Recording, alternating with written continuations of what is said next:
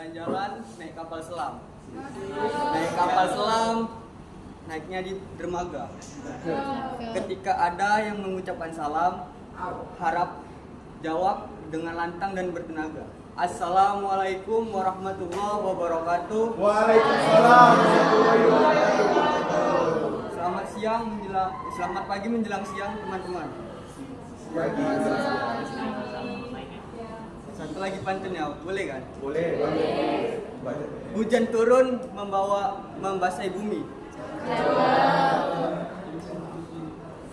Sekuntum mawar layu tak berseri.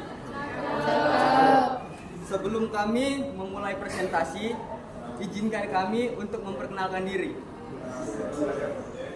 Perkenalkan, nama saya Muhammad Fikri Abdillah dengan NIM 2306074042. Dan selanjutnya, Perkenalkan, nama saya Novina Lucy Cibuat dengan NIM 2307060038 sebagai anggota. Perkenalkan, nama saya Alfa Karipanda dengan NIM 052 sebagai ketua.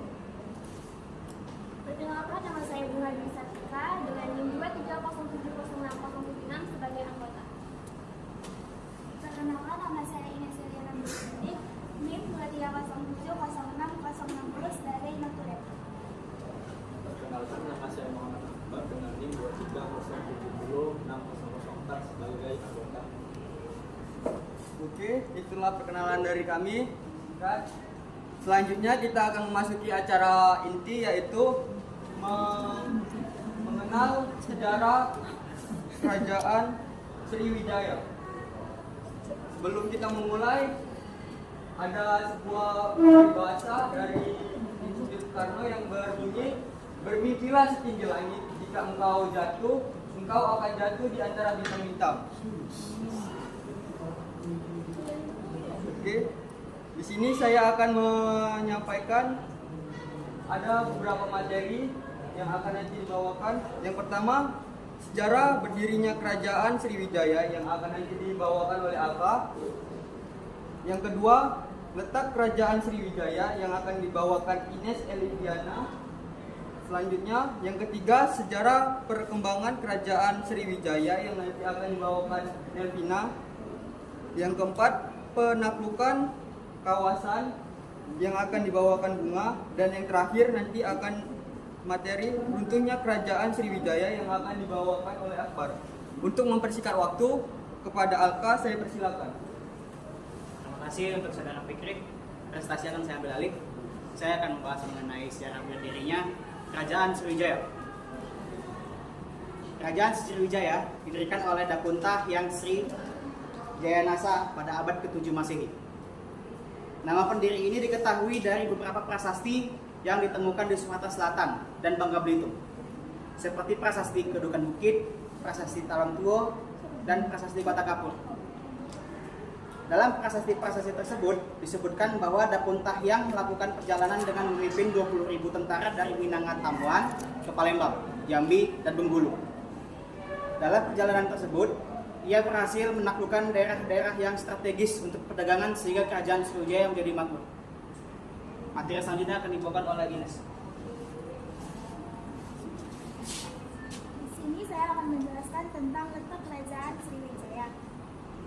Dari banyaknya penelitian para ahli mengenai letak Kerajaan Sriwijaya, masih belum bisa merekonstruksi sepenuhnya mengenai letak ibu kota Kerajaan Sriwijaya.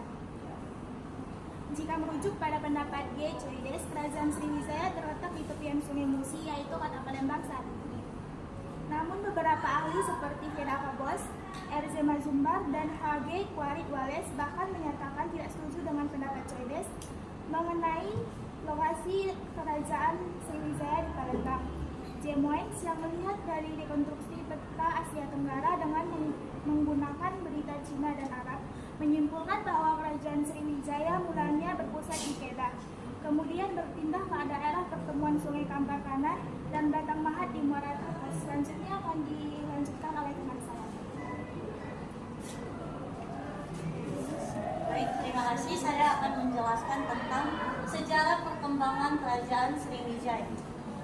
Perkembangan Kerajaan Sriwijaya menjelaskan tentang 5 bagian, yaitu politik, ekonomi, sosial, budaya, dan hukum. Yang pertama akan saya jelaskan tentang politik. Politik di Kerajaan Sriwijaya menerapkan sistem kedutaan. Pasti teman-teman bertanya kan, duta yang dimaksud itu seperti apa? Duta yang dimaksud itu seperti orang yang dihormati atau orang yang istilahnya sesepuh gitu lah. Oke. Tapi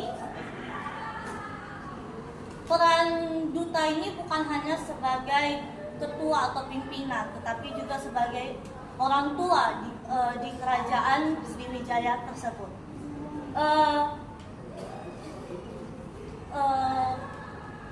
Pasti teman-teman juga bertanya, mengapa kerajaan Sriwijaya menerapkan politik kedutaan? Ada 3 alasan, yaitu yang pertama, sistem pemerintahan yang dianut oleh kerajaan Sriwijaya tidak sekuat kerajaan lainnya. Yang kedua, Sriwijaya hanya berfokus pada perdagangan.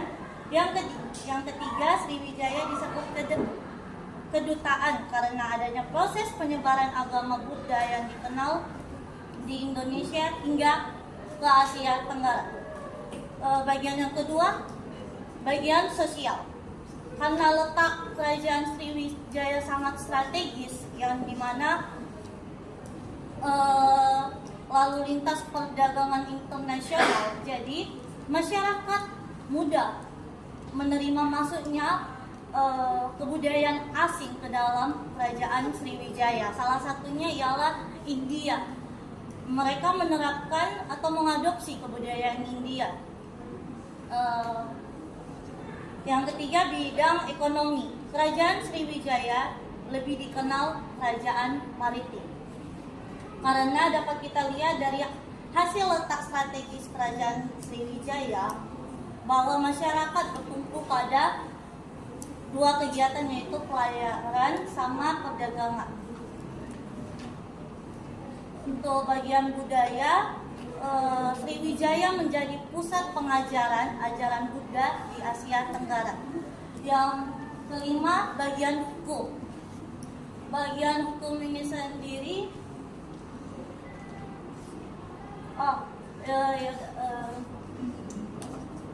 bagian yang terakhir, bagian hukum. Hanya kelima bagian itu saja yang terdapat dalam perkembangan kerajaan Sriwijaya. Selanjutnya akan saya oper kepada teman saya, Bunga.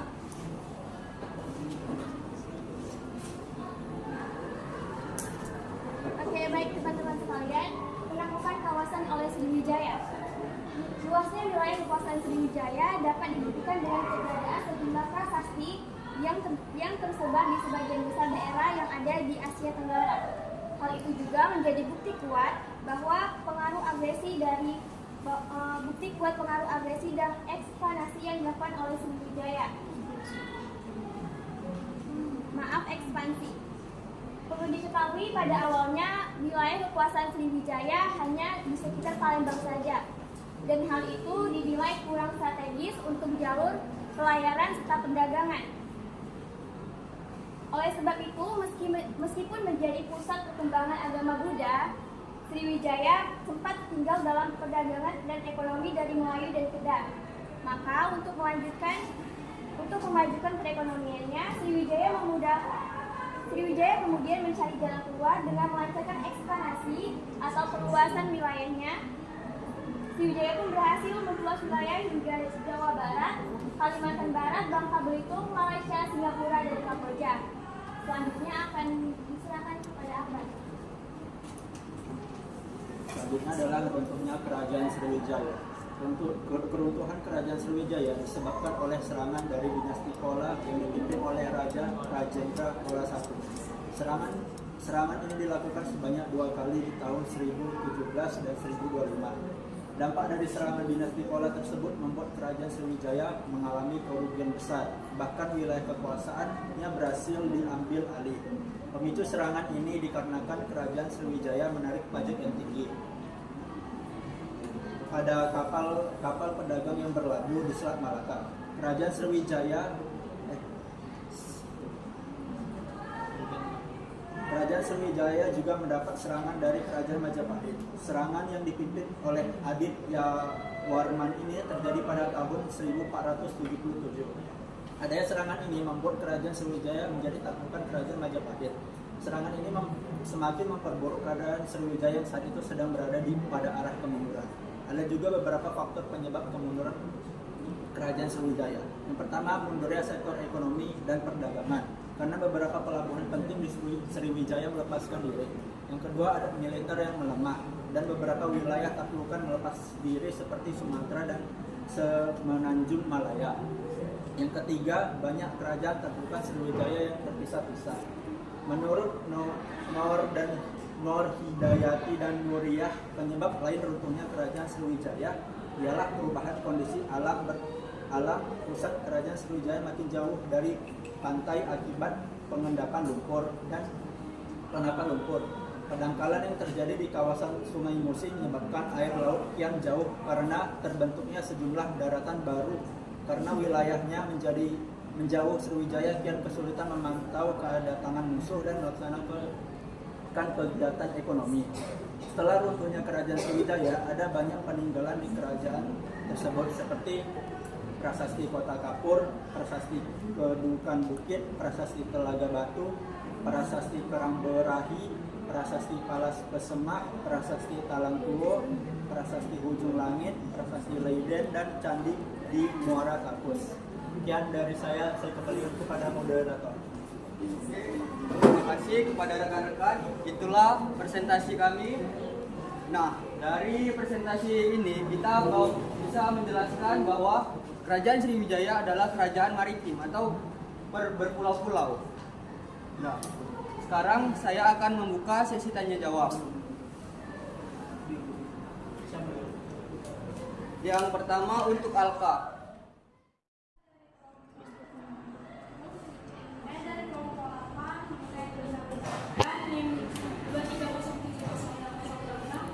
Apa yang terjadi setelah runtuhnya Kerajaan Sriwijaya tersebut? Kerajaan Sriwijaya. Ya, silakan.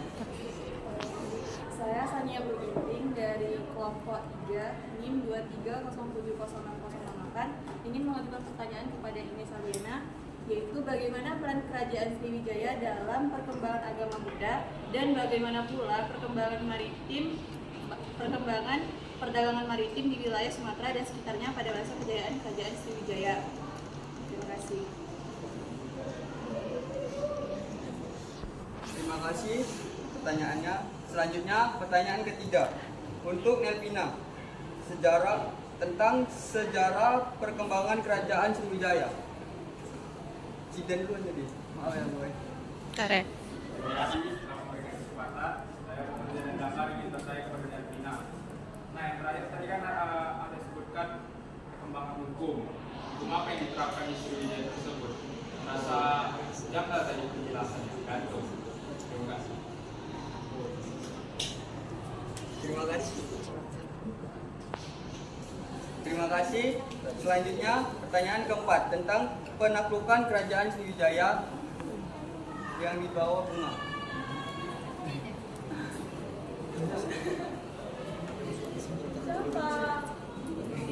Ini Siapa dulu? Dian. Brian. Iya, lihat. Halo, nama saya Rian Marinci dengan NIM 23070658 dari Papua 7. Pertanyaan saya, apakah dalam penaklukan yang dilakukan oleh Kerajaan Sriwijaya pernah mengalami kegagalan dan apakah pernah mencapai pencapaian terbesar? Apa pencapaian terbesar dari Kerajaan Sriwijaya dalam konteks penaklukan? Terima kasih. Terima kasih.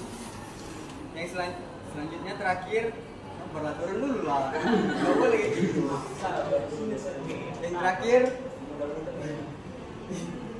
Yang terakhir yaitu materi runtuhnya Kerajaan Sriwijaya yang akan dibawakan oleh Akbar. Ada yang bertanya? Hana, kau udah nanya tuh. Kelompok 4.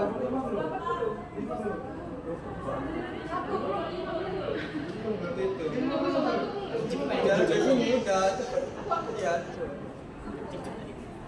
Perkenalkan, nama saya Hana Mainah, NIM 23070610 dari kelompok 1. Tentang keruntuhan kerajaan Sriwijaya disebabkan oleh serangan dari dinasti Chola. Apakah ada strategi perang yang digunakan oleh dinasti Chola kepada kerajaan Sriwijaya yang menyebabkan runtuhnya kerajaan itu? Terima kasih. Ya, terima kasih Ana. Yang terakhir pertanyaan kepada saya. Yang belum siapa? Nomor 5. Kepada Samuel. Samuel. Tadi itu. Samuel. Yang belum bertanya siapa? Beda Samuel. Terima kasih. Perkenalkan, saya Samuel Semiring dengan NIM 002 dari kelompok 5 yang bertanya secara umum. Coba jelaskan dong tentang kehidupan agama di kerajaan Sriwijaya, karena dari beberapa aspek tadi tidak menjelaskan secara detail, secara spesifik tentang agama di kerajaan Sriwijaya. Terima kasih. Terima kasih. Mungkin itulah pertanyaan yang tadi yang diberikan oleh teman-teman, dan kami ingin meminta waktu sebentar untuk mencari jawaban dan mendiskusikan pertanyaan kawan-kawan. Untuk itu saya persilakan kepada kelompok 6. Ya, fokus lagi ya kan. Oke, kembali lagi kepada kelompok 2. Di sini kami akan menjawab pertanyaan yang telah teman-teman berikan. Yang pertama yaitu pertanyaan dari Nikita kepada Alka. Yang isi pertanyaannya adalah apa yang terjadi setelah runtuhnya kerajaan Sriwijaya? Kepada Alka saya persilakan. Baiklah, selamat siang semua. Saya akan menjawab pertanyaan dari Nikita, yaitu apa yang terjadi setelah runtuhnya kerajaan Sriwijaya? Setelah kerajaan Sriwijaya diserang yang terakhir kalinya oleh kerajaan Majapahit dan berakhir pada keruntuhan, kerajaan Sriwijaya terpecah menjadi kerajaan-kerajaan kecil yang tersebar di sekitaran Sumatera hingga semenanjung Malaya. Beberapa kerajaan kecil yang muncul setelah runtuhnya Sriwijaya antara lain Kerajaan Melayu di Jambi, Kerajaan Pahang di Malaysia, Kerajaan Ligor di Thailand, Kerajaan Patani di Thailand, Kerajaan Suhothai di Thailand. Dan kerajaan kecil ini saling berseteru untuk merebut jalur perdagangan strategis yang pernah dikuasai kerajaan Sriwijaya dahulu. Sekian. Udah. Oke, terima kasih kepada Alka yang telah menjawab pertanyaannya. Selanjutnya pertanyaan dari Sania Guru Ginting kepada Ines. Pertanyaannya, bagaimana peran kerajaan Sriwijaya dalam perkembangan agama Buddha dan bagaimana pula perkembangan maritim di wilayah Sumatera dan sekitarnya pada masa kerajaan Sriwijaya? Pada Ines. Di sini saya akan menjawab pertanyaan dari Sania, yaitu bagaimana peran kerajaan Sriwijaya dalam pengembangan agama Buddha dan perdagangan maritim di wilayah Sumatera dan sekitarnya pada masa kejayaannya. Kerajaan Sriwijaya memainkan peran penting dalam pengembangan agama Buddha dan perdagangan maritim di wilayah Sumatera dan sekitarnya selama masa kejayaannya. Dalam konteks agama Buddha, Sriwijaya menjadi pusat penting penyebaran agama Buddha di Nusantara. Mereka mendukung pembangunan berbagai candi Buddha yang megah seperti Candi Borobudur dan Candi Muara Takus, serta menyediakan dukungan bagi komunitas Buddha dan cendekiawan agama Buddha. Sriwijaya juga berperan dalam perdagangan maritim dengan mengendalikan jalur perdagangan di Selat Malaka yang menghubungkan Tiongkok, India, dan berbagai wilayah di Kepulauan Sumatera. Oke, terima kasih kepada Ines yang telah menjawab pertanyaan ini. Selanjutnya pertanyaan keempat ya, kepada Nelvina yang dari bidan pertanyaannya yang bertanya tentang sistem hukum apa yang digunakan selama perkembangan kerajaan Sriwijaya. Kepada Nentina saya persilakan. Terima kasih untuk moderator. Saya akan menjawab untuk pertanyaan dari Zidan. Sistem hukum apa yang diterapkan dalam kerajaan Sriwijaya? Yaitu sistem paksaan menimbun. Sistem konsep paksaan menimbun barang tersebut yang dimana untuk kapal-kapal yang Sriwijaya diwajibkan untuk memungut bea dari perdagangan melalui wilayah maritim Sriwijaya.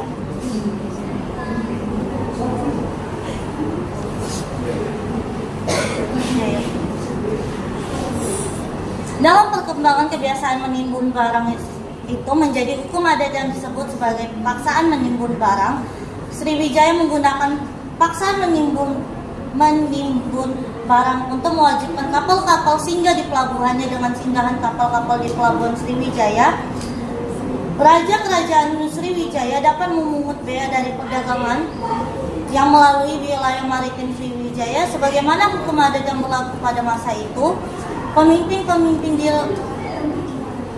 yang negaranya takluk di bawah pemerintahan Sriwijaya selain menyatakan diri bagian naungan Sriwijaya untuk mempunyai pemerintahan sendiri untuk mengamankan wilayah Sriwijaya dari bajak laut, pemerintah Sriwijaya mengeluarkan kebijakan memasukkan kepala bajak laut dalam ikatan kerajaan sehingga mereka menjadi bagian dari organisasi perdagangan kerajaan sekaligus menjadi pengaman bagi jalur-jalur pelayaran.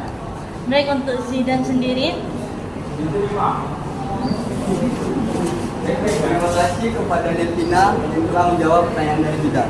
Selanjutnya pertanyaan dari Rian Farizi kepada Bunga. Apakah dalam penaklukan yang dilakukan oleh Sriwijaya pernah mengalami kegagalan dan apakah pencapaian terbesar yang pernah dilakukan oleh Sriwijaya dalam penaklukan kawasan-kawasan seperti itu? Saya persilakan kepada Bunga. Terima kasih kepada moderator. Baik, saya akan menjawab pertanyaan dari Rian. Sriwijaya dikenal dengan kebesaran maritimnya. Namun tidak dapat dipungkiri bahwa Sriwijaya pernah mengalami kegagalan. Akan tetapi kegagalan yang dialami Sriwijaya lebih tepat disebut dengan kegagalan dalam mempertahankan wilayahnya. Seperti serangan dari Majapahit dan Jambi yang terkadang berhasil merebut wilayah Sriwijaya. Dan ada pula kegagalan dalam mempertahankan wilayah yang paling terkenal, yaitu ketika Kerajaan Chola menaklukkan Sriwijaya. Dan dalam serangan ini Sriwijaya mengalami kekalahan. Terkait pencapaian terbesar adalah ketika Sriwijaya berhasil menaklukkan dan mengendalikan jalur perdagangan ke Selat Malaka. Dan juga saat Sriwijaya berhasil menguasai sebagian besar wilayah Sumatera dan pulau-pulau sekitarnya. Pencapaian tersebut menjadikan Sriwijaya sebagai kerajaan maritim terbesar dan paling berpengaruh di Nusantara. Apakah bisa diterima? Terima kasih kepada Bunga yang telah menjawab pertanyaan dari Rian Farizi. Selanjutnya pertanyaan kelima yang dilontarkan dari Ana, yang isi pertanyaannya adalah apa strategi perang yang digunakan dari dinasti Chola kepada kerajaan Sriwijaya yang menyebabkan runtuhnya kerajaan tersebut. Kepada Akbar, saya persilakan. Baik, saya akan menjawab pertanyaan Hana. Strategi penyerangan yang dilakukan kerajaan Chola adalah dengan menaklukkan ibu kota dahulu, kemudian wilayah di sekitarnya. Kerajaan Chola menggunakan rute belakang di mana angkatan laut Chola akan menyerang dari Selat Sunda. Mengapa demikian? Karena jika angkatan laut Chola menyerang melalui jalur Selat Malaka, maka mereka akan menghadapi angkatan laut Sriwijaya yang ada di kota-kota sana, dan jika dipaksa akan membuat moral angkatan laut Chola menurun. Karena perang yang dihadapi, lapisan bala tentara Sriwijaya tertumpuk di Selat Malaka. Angkatan laut Chola singgah di Barus, salah satu kota tua yang dikuasai oleh pedagang Tamil. Kemudian dari Barus, angkatan laut Chola menyerang Sriwijaya. Ya, Chola. tidak bisa berbuat banyak. Sriwijaya tidak bisa berbuat banyak karena serangan mendadak ini. Setelah menghancurkan dan menjarah keraton biara-biara Buddha serta kota Sriwijaya, armada Chola menyerang kota-kota di Selat Malaka. Apakah bisa diterima? Saya kembali kepada moderator. Terima kasih kepada Akbar yang telah menjawab pertanyaan dari Ana. Selanjutnya pertanyaan ke-6 atau terakhir yang disampaikan oleh Samuel kepada saya sendiri. Pertanyaannya, coba jelaskan secara rinci tentang kehidupan agama di Kerajaan Sriwijaya, karena dari saya tanggapi tadi tidak menjelaskan secara langsung kehidupan kerajaan dalam aspek agama. Jadi di dalam pemerintahan Kerajaan Sriwijaya ada berbagai agama yang berkembang dan dianut oleh masyarakat Sriwijaya itu tersebut, seperti Hindu, Buddha, bahkan Islam. Mengapa demikian? Karena Kerajaan Sriwijaya itu kerajaan maritim atau berpulau-pulau. Begitu juga dengan kebudayaan yang dianut oleh Kerajaan Sriwijaya itu tersebut. Mungkin itulah presentasi yang kami bisa sampaikan. Lebih dan kurang mohon maaf. Saya akhiri. Selamat siang kawan-kawan.